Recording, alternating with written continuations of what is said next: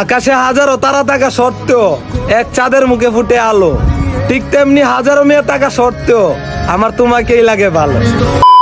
তেমন কিছু না, বান্ধবী যখন উচিত কথা বলে।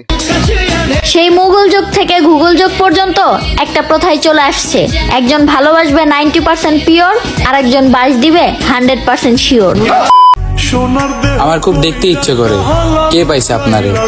আমার খুব দেখতে মনে হয় এই দুনিয়ার ভাগ্যবান মানুষটা দেখতে কেমন হয়। এরকম ফাজিল বন্ধু কারো থেকে থাকলে কমেন্টে জানাতে পারেন। রতনে রতন চিনে আর মেয়েরা চিনে টাকা, তাই তো তার করে কপালে জোটে বুড়ো বুড়ো কাকা। তো বর্তমানে একটা জিনিস হচ্ছে খুব ভাইরাল, সেটা হচ্ছে চাচা হেনা কথায় বিয়ে হয়ে গেছে, আরো আছে। তো তোমরা কি একটা জিনিস ডিপলি চিন্তা করে দেখছো?